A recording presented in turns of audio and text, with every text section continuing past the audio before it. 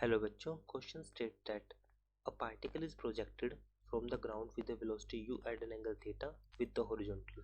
The horizontal range, maximum height and time of flight are h and t respectively. They are given by हमें formulas given है like range के लिए हमारे पास है u square sin 2 theta by g, h के लिए हमारे पास है u square sin square theta by 2g और t हमारे पास है 2u sin theta by g. अब हम इसमें क्या करते हैं, u को तो फिक्स करते हैं और थीटा को वैरी करते हैं 30 से 60 डिग्री के लिए. तो मुझे बताना है कि राइट ऑप्शन क्या होगा जहाँ पे हमें रेंज आर टी और एच के लिए रिलेशन गिवन है कि कौन सी वैल्यू इंक्रीज करेगी और कौन सी वैल्यू डिक्रीज करेगी या फिर फर्स्ट इंक्रीज करेगी देन डिक्रीज करेगी, ये हमें बताना है. तो फर्स्ट हम क्वेश्चन में की कंसेप्ट समझते हैं.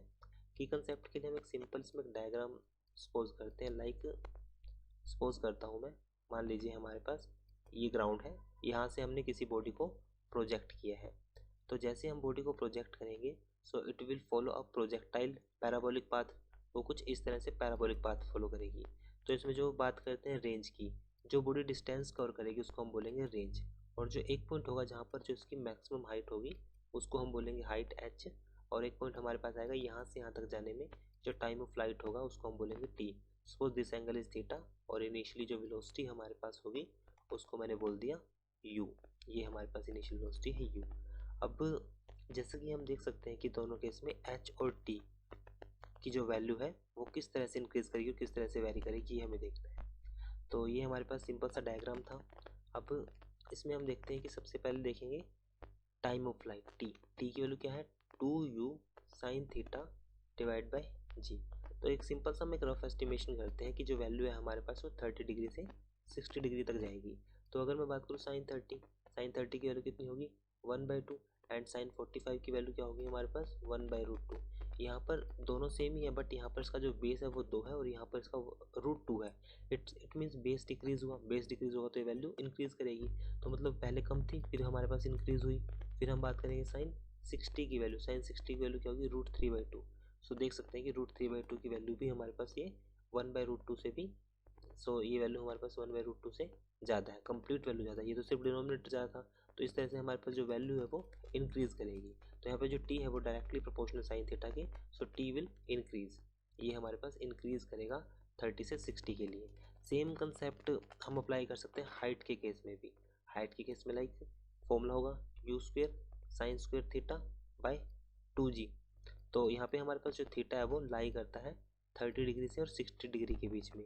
तो 30 और 60 के बीच में अगर ये लाई करेगा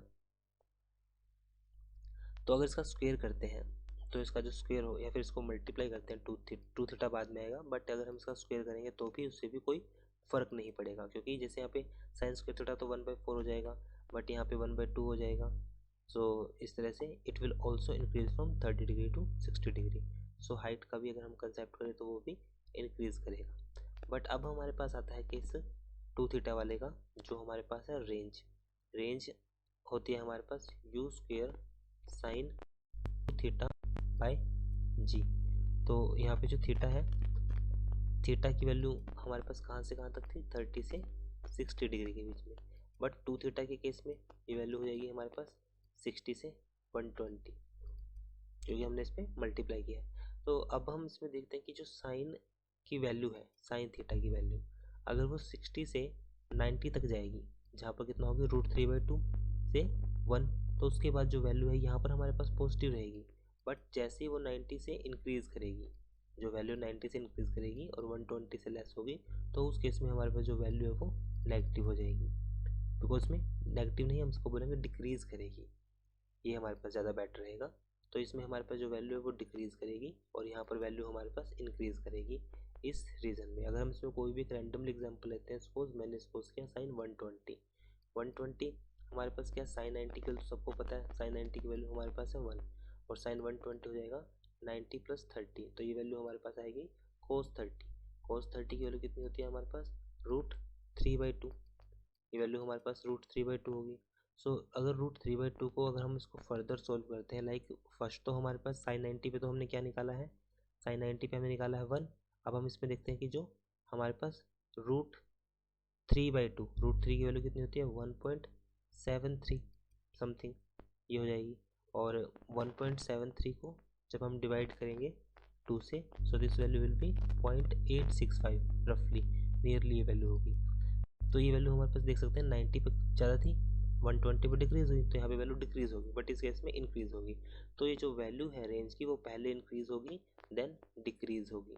तो अब हम इसमें ऑप्शन देखते हैं कौन सा ऑप्शन राइट है। R will first increase then decrease while H and T both will increase. So option जो बी होगा वो राइट होगा।